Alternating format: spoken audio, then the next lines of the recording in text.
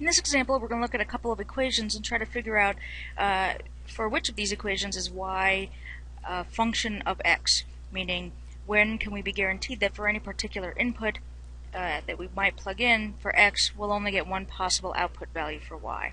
And when you're working with an equation, the easiest way to proceed is just to solve for y. So in part A, we'll start out by adding 3x to both sides.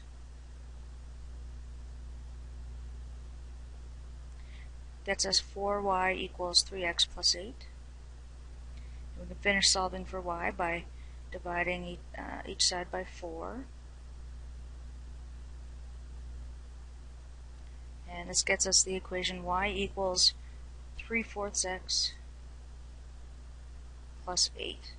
Now, looking at the equation in this form, we can tell that y is a function of x here because when you have any given input value that we might plug in for x here, when you multiply it by 3/4 and then add 8, there's only one possible output that it might give you. So in part A, y is a function of x. In part B, we'll proceed the same way by solving for y. So we'll start out by subtracting x squared from each side. This gets us y squared equals 9 minus x squared. And now to finish solving for y, since we know y squared, we'll take the square root on each side. And here's where we'll notice a bit of a problem. Now when we take a square root on both sides of an equation, when we're the ones imposing that square root on each side, we've got to consider both roots, right? Every positive value has two square roots. So y is equal to plus or minus the square root of 9 minus x squared. And it's this plus or minus here that throws a wrench in the works for us. This means that for a particular value, there's going to potentially be two values for y. So in part B, y is not a function of x.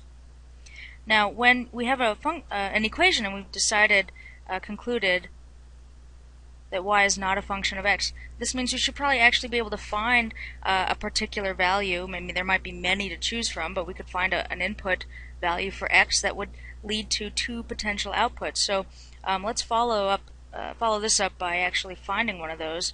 I think one of the easier ones to calculate would be if x equals 0, then we get the equation starting from this original equation up here. So we're trying to find these values and confirm. It's always nice to start with the original. So if x is equal to 0, we get y squared y squared plus 0 squared equals 9, or just y squared equals 9. And of course there are two values that we can square and get 9. That would be 3 or negative 3. So here we have two outputs.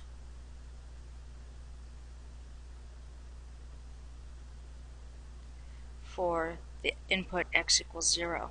And they're sort of enough for us to conclude that y is not going to be a function of x. When we're looking at the graphs of an equation or equations, we can use the vertical line test to help us determine whether that equation specifies a function. And the vertical line test works like this. If every single vertical line that we could possibly draw will only intersect the graph at most one point, then we can conclude that equation does specify a function. And in other words, if there is just one or more, but all we need to find is one vertical line that would pass through two or more points, then that equation is not a function. So in this function on the left, or this equation on the left, you could see that any particular vertical line that we draw will only pass through this the graph of that curve once. So this is a function.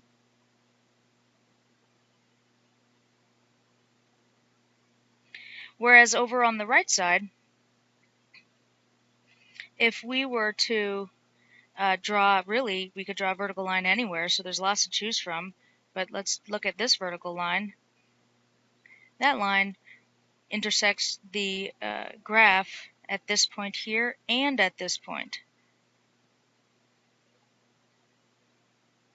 And so that's enough for us to conclude here that this equation is not a function.